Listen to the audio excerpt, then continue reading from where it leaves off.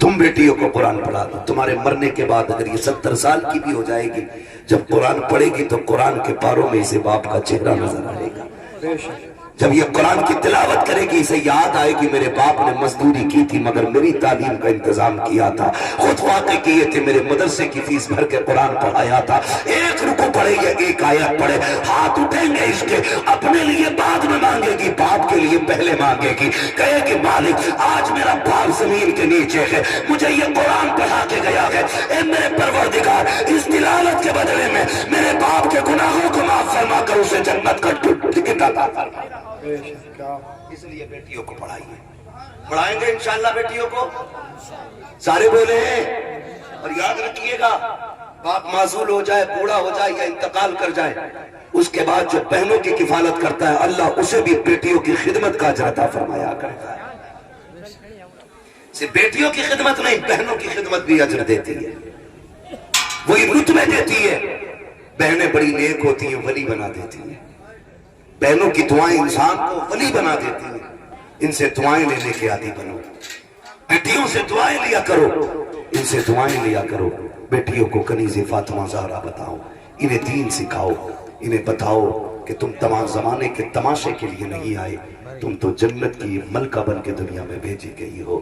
عمل اچھے کرو، خدا کی قسم بہنوں سے کہوں گا شوہر کی کمائی کم بھی ہو مت خرید 5000 کا جوڑا، اپنے اسی پرانے جوڑے میں پیبند لگا کے پہن کے قبر تک عزت سے آ جا، رحمت کی چادر دینے کے لیے تجھے قبر میں خاتون جنت فاطمہ زہرا آ جائے گی۔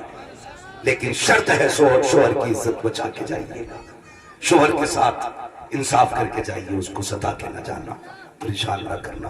باتیں تو کرنے کو بہت ہے مگر بس اتنا چاہتا ہوں، یہ کتنا بڑا ادارہ ہے، اس کی بنیاد رکھی جانی ہے۔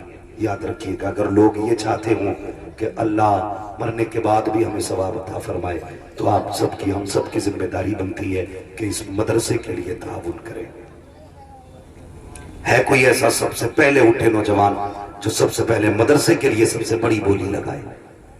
ہے کوئی بھائی؟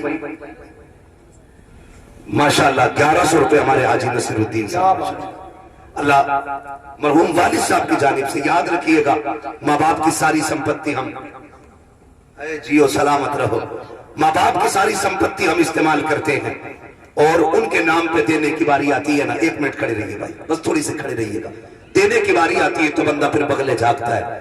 باپ کے جانے کے بعد ان کے ایصال ثواب کے لیے محفل سجا، خدا کی قسم قبر میں رحمت پہنچے گی، وہ پوچھیں گے یہ آج کیا ہو گیا؟ فرشتے کہیں گے مبارک ہو، ایسا بیٹا چھوڑ کے آیا ہے جس نے تیرے آنے کے بعد تیری جنت میں جانے کا انتظام کر دیا ہے۔ ہمارے حاجی صاحب نے ماشاءاللہ 1100 روپے دینے کا وعدہ کیا، ایک نوجوان ہمارے 500 روپے دے کر کے گئے۔